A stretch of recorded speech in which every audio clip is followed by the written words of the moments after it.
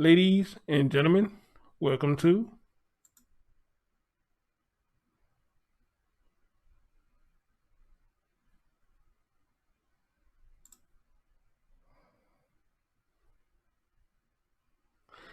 what's going on, everybody. It's your man Christin. As always, good morning, good afternoon, good evening, whenever you watch my content. And as always, like, comment, subscribe, and share.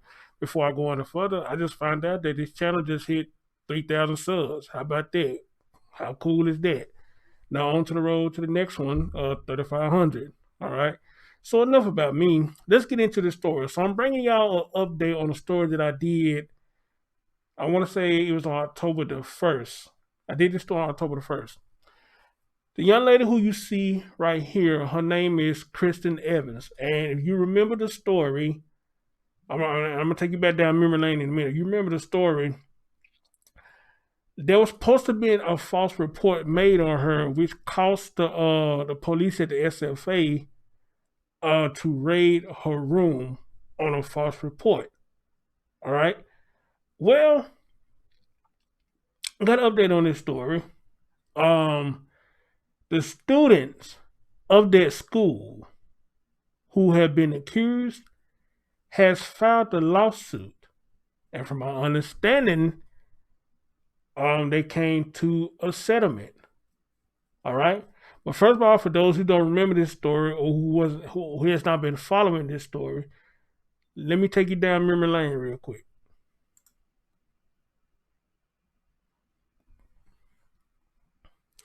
Ladies and gentlemen, take a listen. We're upset and we want something to be done about it. Chris and LaShondra Evans are calling on Stephen F. Austin State University to reprimand a group of students they say targeted their daughter on campus. I want justice. I want them to have consequences. They played with her life. When I sent my daughter off to school,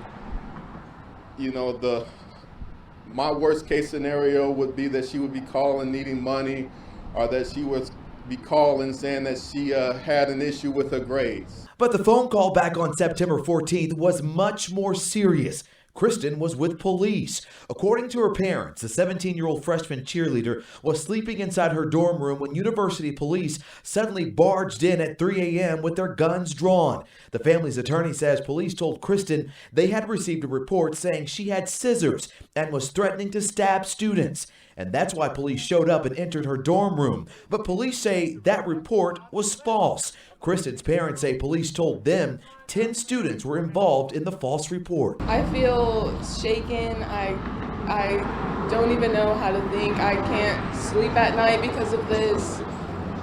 It has made me really paranoid. I was looking forward to making friends and having a good time on the cheer team. The university police chief has launched an investigation. Here's what he had to say in a video statement. The university is investigating a racially diverse group of students in an incident involving a false report to the university police department. The students responsible will be held accountable for their action at every possible level. Christin's parents think the prank was racially motivated. Mom says it's the what ifs that keep her up at night. If she would have had something in her bed, kids sleep with their phones in their bed, or, what if they would have saw her phone flash, or the back of her phone is shiny, and they reported a knife, they would have shot her. All right, guys. So Your objective? that's when everything popped off. My girl LA show, I seen on her Instagram. That's the beginning of the story. Now, I want to point out something to y'all. Because when the story first hit, check this out. This the narrative that was pushed.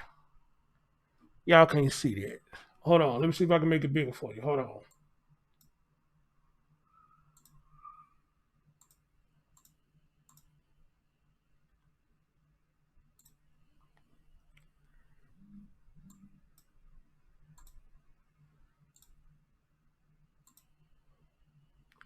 This the narrative that was pushed. Black student says police barged into a dorm after white classmates allegedly made false report. And y'all heard it's supposed to be 10 people. Well, Kind of find out that was false. It wasn't 10 white people. I believe there's white people involved, according to what the SFA police chief said, wherever he is. He came out and said that he don't think this was racially motivated because there was black students involved. So if I'm not mistaken, I think it was 6 white girls, 4 black chicks, and I think I remember them mention something about somebody Hispanic was involved. So if that's the case, then somebody number still out. That's more than 10. All right. So it was 6 white girls and 4 black girls involved. All right. I want y'all to keep all that in mind. So, all right. So let's go further down this rabbit hole.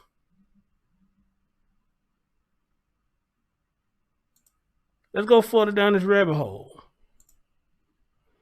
Where he is?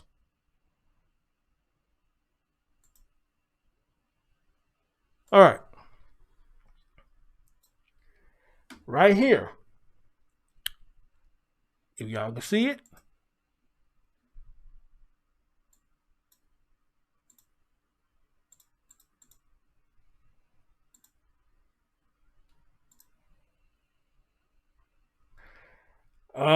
Y'all probably still can't see it, but let me tell y'all what it is.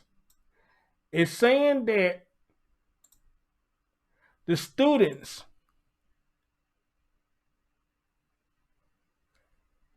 a settlement reached in a lawsuit of 6. It was 10 at first. Now they saying 6. It was 10 at first. Now they saying 6.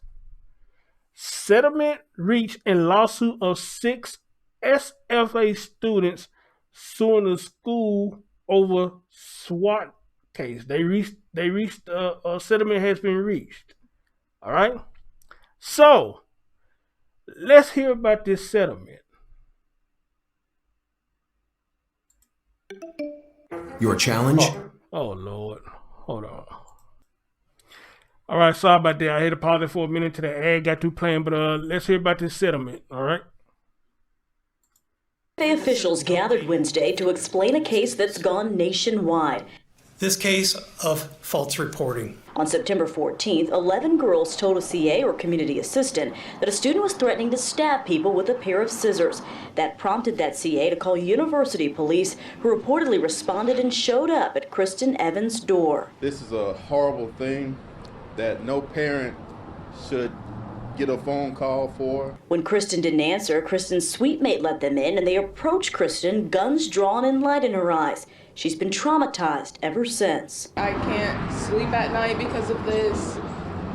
It has made me really paranoid. I'm always checking my room and making sure everything is okay before I go to sleep. As we know, this was a completely false claim. The university and police both agreed Christin did nothing wrong. The question is, why did the girls allegedly make all of this up? The police chief says it wasn't racially motivated.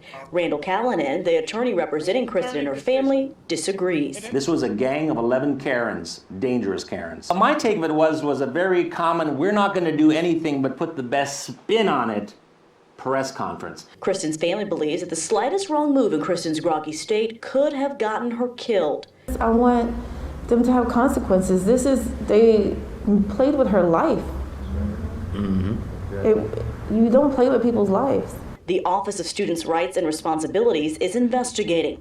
After the news conference, the president of SFA sent out a statement saying in part, quote, "The delay in reporting this case to the Office of Students' Rights and Responsibilities was unacceptable and will be addressed. I will engage an outside independent investigator to conduct a review of the Division of University Affairs. This will include the policies, procedures, practices, and reporting structure within housing, student affairs, and student conduct. Upon completion of this report, I will evaluate all findings and recommendations and make decisions on how we move forward to ensure our future procedures are seamless and timely." All right, so that's the update to this story. Square makes... You know, they say the young girl did nothing wrong. I'm just glad that she didn't get killed or anything like that. I'm happy for that. All right. But check this out. Let me read to you what this article says. It says the attorney for the 6 students accused of being involved in an alleged swatting incident at the Stephen F. Austin State University said there is a pending settlement in the case between the students and the school. According to the attorney, to the attorney Tanner Franklin, an agreement was reached Wednesday evening. The agreement comes a week after the students filed the lawsuit suing the school, claiming they are being deprived of due process. The lawsuit was filed on Monday, October the 5th, more than 3 weeks after the alleged incident. The 6 plaintiffs were identified in the suit only by their initials. Apart from the university, its Board of Regents and SFA president, Dr. Scott Gordon, were named as co-defendants. The parents of the 17-year-old Christin Evans said her daughter was sleeping in her room when SFA police officer Sutherland barged in at 3 a.m. on Monday, September 14th. The family's attorney said police told Christin they had received a report stating she had scissors and was threatening to stab the students. Her family believed a group of students targeted their daughter and called on SFA to reprimand them. All right, and again, SFA cheerleader targeted by 10 students who led officers to swarm her dorm room. They said 10, but now you're hearing the number 11 now. All right. Them suspects and threatened to punish them without telling them what rules did they break. So apparently they getting accused, don't know what they're getting accused of. The suit also points out school officials said the body camera video from the SFA police is different than what was said by Evans' lawyer. And y'all know the video camera don't lie unless it's been edited. SFA has called upon the victim's family to permit the release of the police body cam video so that everyone will be able to see exactly what happened and see that the video will show a very different scenario than what is being portrayed in the media. SFA's public communications liaison, Liaison, Erica Harris, said, the plaintiffs want the university to release the video and start referring to the students as perpetrated without proper hearing. And it said the SFA released the following statement regarding the body cam video. They have submitted its investigation of a false police report in Residence Hall to the Nicodachus, NACOG,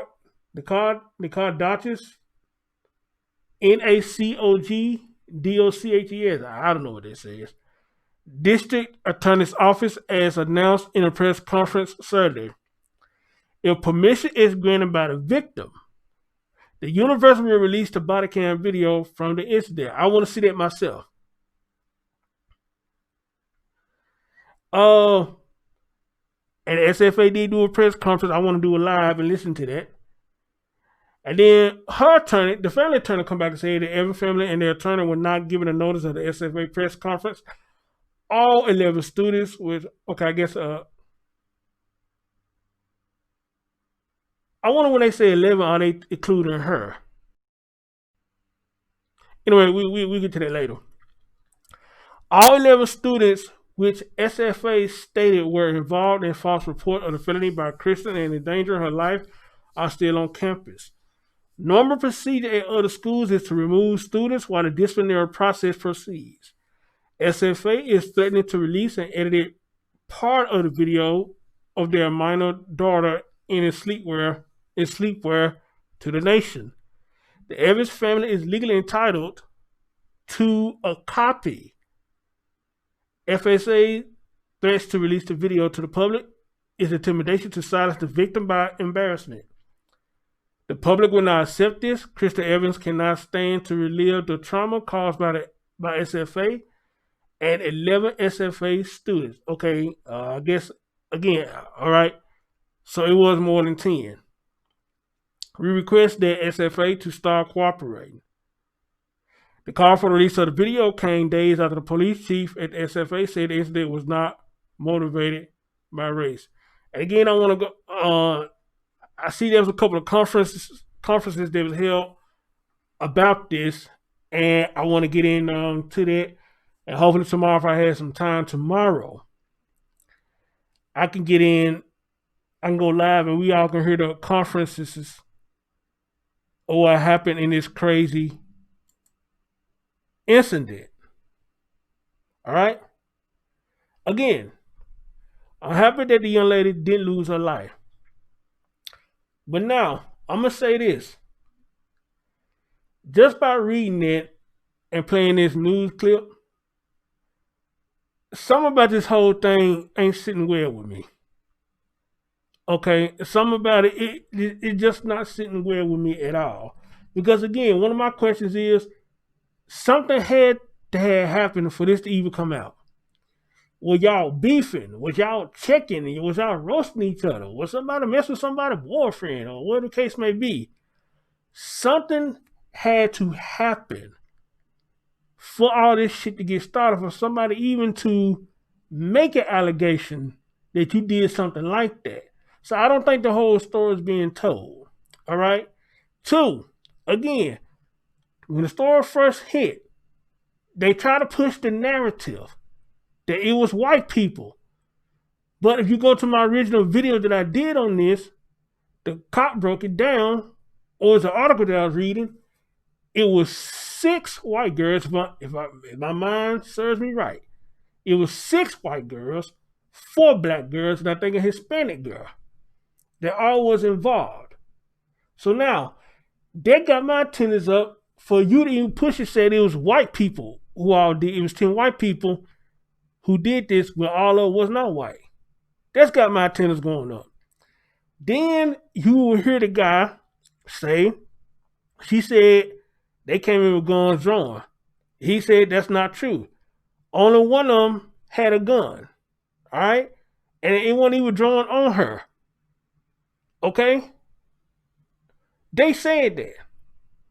So now, and then what you're going to hear when I play the conference tomorrow, whenever I get a chance to play it, they said they've been trying to get them to release the video. They waiting on them to say release the video.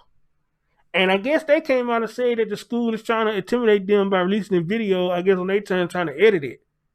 So when I mix all this shit up together, this is just my opinion. I don't know how y'all feel about this. This is just my opinion. There's something really fishy going on about this story. And it's almost sound like to me that everybody is in on this and trying to get a payout of it. I'm sorry. That's what it sounds like to me. That's what it sounds like to me. Something's really going on with this story. And I'm not liking what I'm hearing. Somebody is lying. All right? Because again, the students try to make it seem like y'all coming at us about this, but we don't know what the fuck is going on. The young lady, according to the article when it originally came out, said it was 10 white people. So where all this shit is coming from? Where's all this is coming from? I don't know. Maybe when I get a chance to play the conference for y'all, we could put pieces together and to see what was going on. But right now, my speculation is this whole thing is a fluke. That was telling me this whole thing is a fluke. But I could be wrong. I don't know. I could be wrong. Because the students who talking about they suing because the way y'all portraying them, they could be putting on the act trying to play stupid. And probably know what they really coming after them for, but they just trying to play stupid. All right? I don't know. But I'm gonna try to keep my best keep on this story because I want to know what the outcome gonna be on this story. Because like I said, something's really fishy about this story. It is. Something's really fishy about it.